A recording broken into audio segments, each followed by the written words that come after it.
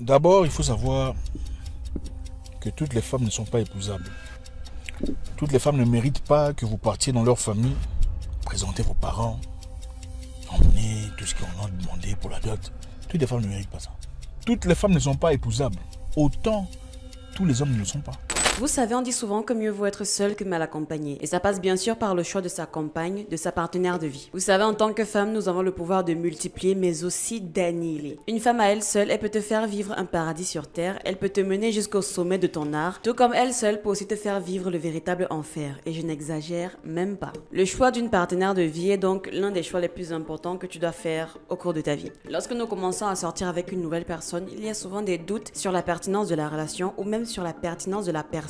Ce sentiment est tout à fait normal car vous ne connaissez pas toujours bien la personne. Cependant, selon les experts en relations de couple et mon expérience des relations, certains comportements lors de vos rendez-vous ou alors lors de vos interactions quotidiennes avec cette personne peuvent en dire long sur elle. Si vous voulez savoir si la personne, la fille avec qui vous sortez est une bonne partenaire, est une partenaire potentielle et éviter ainsi toute déception future, vous devez observer ces signes suivants chez cette personne. Au départ, je ne voulais pas vraiment faire une liste pour éviter que ça ne se transforme en une espèce de checklist absolue. Mais bon, voilà, procéder comme ça fera en sorte que les points et les argumentaires soient infiniment mieux compréhensibles. Voici donc une petite liste non exhaustive évidemment de 9, oui je pense, 9 choses à vérifier chez une femme pour déterminer s'il est possible d'aller loin avec elle. Premier point, elle ne doit pas avoir d'addiction aux réseaux sociaux. Vraiment, j'ai voulu commencer par ça parce que c'est quelque chose d'actuel et c'est surtout quelque chose qu'on devrait mettre l'œil dessus. Accro aux réseaux sociaux, qu'est-ce que ça veut dire, mais surtout qu'est-ce que ça implique? Aujourd'hui, tout le monde avec un smartphone et une connexion internet peut se lancer sur les réseaux sociaux. Du coup, si elle est sur les réseaux sociaux, il faudrait savoir si elle y est pour consommer du contenu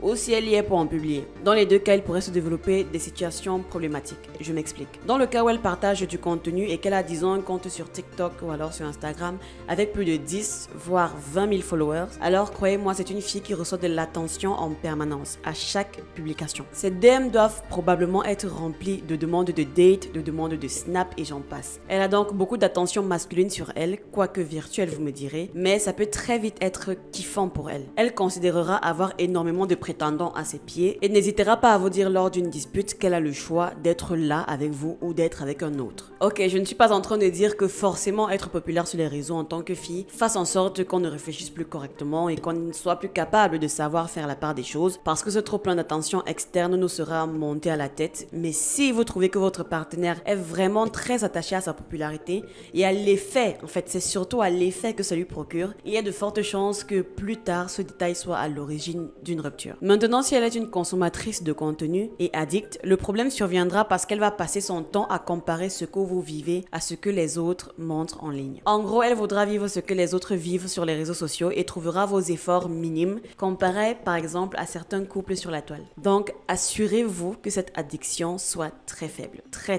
faible. Deuxième point, elle doit avoir une satisfaction sexuelle relativement facile et rapide à obtenir. Il n'y a rien de plus satisfaisant mais surtout de rassurant pour un homme que d'être avec une fille qu'il arrive à satisfaire sexuellement. C'est-à-dire une fille qui atteint son climax avec lui, une femme qui a des orgasmes et ce, relativement facilement. Je pense l'avoir dit suffisamment dans mes vidéos que la sexualité dans un couple, ça compte pour beaucoup. C'est acté. Aujourd'hui, le sexe, on lui connaît tous les bienfaits du monde, alors évidemment qu'il fait partie des piliers d'une relation stable. Lorsque sexuellement vous vous entendez bien avec votre partenaire, c'est déjà un gros point positif. Parce que trouver quelqu'un avec qui on est compatible sexuellement, ce n'est pas toujours chose aisée. Les filles donc les plus stables sont globalement les filles qui n'ont pas de problème pour aller vers le plaisir sexuel ou bien leur chemin vers le plaisir sexuel n'est pas trop compliqué, ce qui fera en sorte qu'elle ne trouvera pas la nécessité pour elle d'aller chercher ailleurs, donc de vous tromper. Elle n'y pensera même pas, étant donné qu'elle sera pleinement conquise de ce côté-là. Tandis qu'une fille, une femme qui a des difficultés à avoir une satisfaction sexuelle, c'est compliqué, la relation sera tendue. J'ai connu des filles très amoureuses de leur partenaire, mais qui dans leur relation intime avec ce dernier n'étaient pas satisfaites. Elle avait donc cette sensation-là de ne pas être comblée et comprise au lit. Et c'est la raison pour laquelle elles les ont trompées. D'autres, par exemple, trompaient parce qu'elles avaient des partenaires précoces au lit,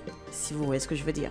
Donc, c'est vraiment un critère important à vérifier. Une fille normale qui n'est pas forcément exceptionnelle, mais qui trouve le chemin vers l'orgasme assez rapidement avec un type normal. En plus, si elle trouve cet orgasme au bout de quelques jours, voire quelques semaines avec vous, c'est toujours plus intéressant parce que vous n'aurez pas l'inquiétude qu'elle ira essayer avec quelqu'un d'autre. Troisième point, elle ne s'intéresse qu'à toi lorsque tout va bien. Oprah Winfrey avait dit « Beaucoup de gens veulent monter avec vous dans la limousine limousine, mais ce que vous voulez vraiment, c'est quelqu'un qui prendra le bus avec vous quand la limousine tombera en panne. Vous êtes des adultes, alors forcément vous comprenez le message derrière. Nous sommes tous d'accord qu'il n'y a pas de relation sans intérêt, mais méfiez-vous si une relation n'a pour seule base que l'intérêt que cette femme y trouve. Ça veut simplement dire que lorsque la raison pour laquelle elle est venue disparaîtra, eh bien, elle aussi, elle va s'évaporer dans la nature. Les femmes opportunistes sont une catégorie de femmes à éviter à tout prix. Le genre de femme, tu la dragues, tu fais tout pour essayer de sortir avec elle, elle n'est pas du tout intéressée par toi, mais lorsque d'un coup, il y a une actualisation de ton niveau de vie, une promotion par exemple dans ton travail, un business que tu tenais qui fonctionne enfin, dans ta vie ça va, tu commences à gagner de plus en plus d'argent, tu commences par exemple à être connu sur les réseaux, ou peu importe, dans ta vie les choses ont évolué, et donc du coup, tu vois cette même femme qui commence soudainement à s'intéresser à toi. Est-ce que tu penses qu'elle est là parce que, à force d'être romantique, attentionnée ou que sais-je avec elle, elle a fini par t'aimer? Ou est-ce que tu penses qu'elle est là parce qu'elle voit en toi un abri financier sûr? Pose-toi la question. Ce genre de femme que vous savez que si vous abordez, lorsque dans votre vie rien n'a encore carré, rien n'a encore établi, vous vous bâtissez encore, eh bien forcément vous savez que ça ne l'intéresse pas de venir se salir les mains avec vous. Elles veulent des produits finis, déjà transformés,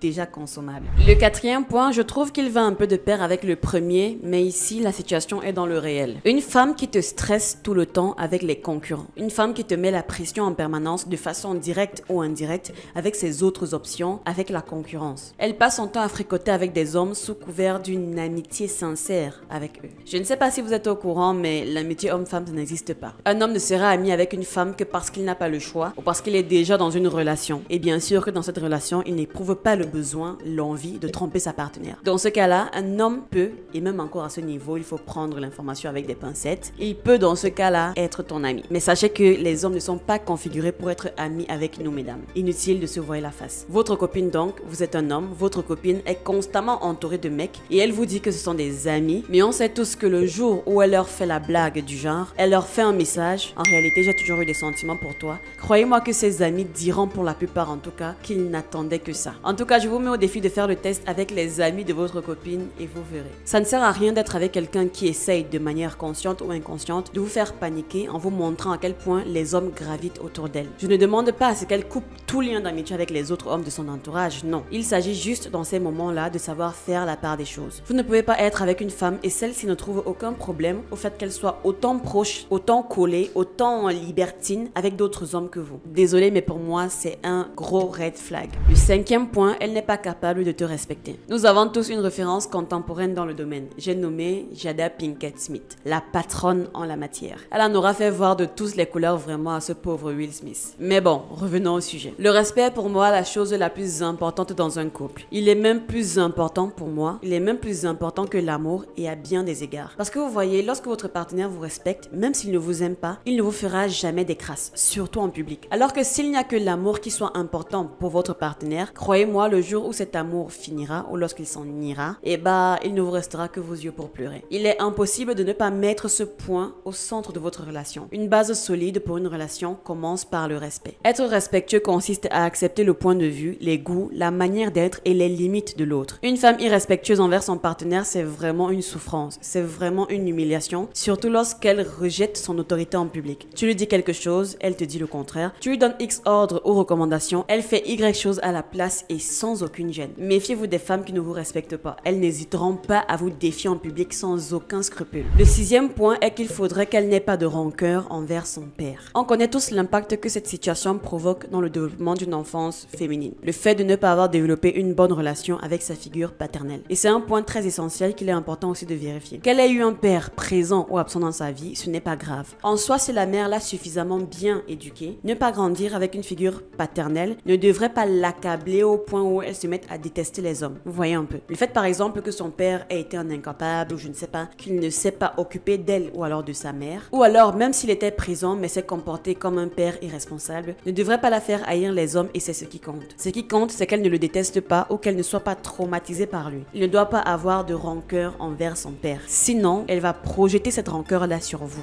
Parce que à la moindre situation problématique dans votre couple, elle fera référence à son père en disant par exemple que comme lui, vous finirez par l'abandonner, par la négligées et j'en passe. Que les hommes sont tous les mêmes, elle projettera donc ses blessures et ses traumatismes. Et c'est ce genre de situation de comparaison malsaine qui créera incessamment des problèmes dans votre relation et c'est ça qu'il faut éviter. Les femmes, les filles avec des traumas doivent d'abord soigner leur traumatisme avant de s'engager. Le 7e point, elle ne doit pas avoir un trop grand esprit de compétition et de comparaison, envers vous bien sûr. Cette façon d'être en compétition tout le temps avec vous, au bout d'un moment, fera en sorte qu'elle se comporte de façon très masculine. Imaginez vous êtes, je ne sais pas, en train de jouer ou alors en train de discuter avec elle et d'un coup elle gagne ou alors dans la discussion, c'est elle qui a raison par exemple, elle se met à vous humilier et vous lâchez des phrases du genre « tu es faible, tu ne pourras jamais me battre, tu ne pourras jamais être plus fort ou alors plus intelligent que moi, je te bats même d'abord dans tous les domaines, l'autre jour courir t'a dépassé, j'ai fait plus de pompes que toi à la salle, damn, calm down girl ». Vous voyez une fille qui a tout le temps ce genre de phrases, ce genre de réflexion, ce n'est pas une bonne chose. Tu ne sors pas avec ton pote, donc si elle est en compétition contre toi, gars, ne la mets pas dans ta vie intime, sinon tu auras la sensation d'être avec un mec. Le 8e point, une femme qui ne voit pas grand, ou devrais-je dire plutôt,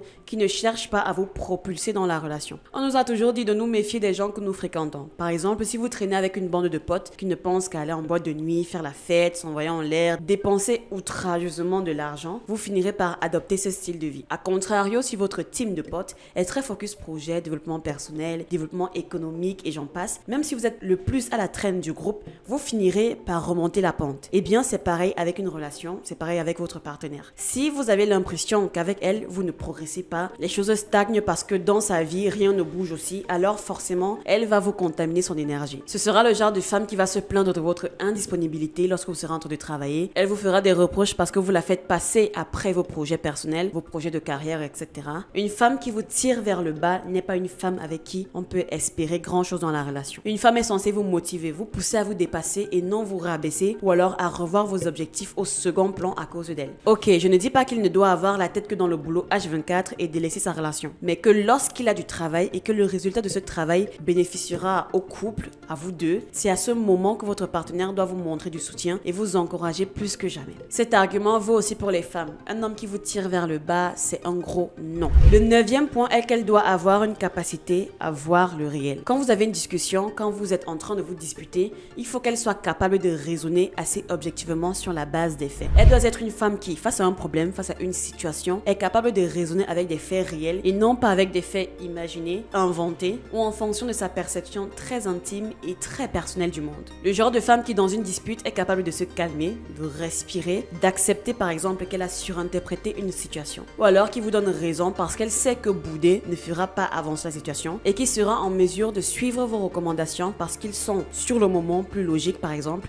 et plus bénéfiques pour vous deux. C'est hyper tranquillisant quand votre partenaire a cette capacité-là, c'est extrêmement important parce que quand elle ne sait pas raisonner à tête froide, le problème est en mesure de s'étendre sur des jours voire des semaines parce qu'elle est têtue et n'en fera qu'à sa tête. Pour éviter donc ce genre de situation, vérifiez si elle sait mettre ses émotions de côté parfois, ça sauve la vie. Voilà, je pense avoir fait le tour, donc en gros je résume. La première chose, c'est qu'elle ne doit pas avoir une addiction aux réseaux sociaux. La deuxième, c'est qu'elle doit avoir une satisfaction sexuelle relativement facile. La troisième, elle ne doit pas être opportuniste, donc le genre de femme qui ne s'intéresse qu'à tes avoirs. En quatrième, elle ne doit pas te mettre en compétition avec la concurrence. En cinquième, elle doit être capable de te respecter. En sixième, elle ne devrait pas avoir de rancœur envers son père. En septième, elle ne doit pas avoir un trop grand esprit de compétition par rapport à toi surtout et non par rapport au monde dans la vie réelle, dans la vie active. En huitième, elle doit être capable de t'aider à évoluer et non l'inverse. Et enfin, en neuvième, elle doit être dans le réel. Voilà, si vous arrivez à trouver tout ça, ou du moins une bonne partie de ces points-là, chez la même fille,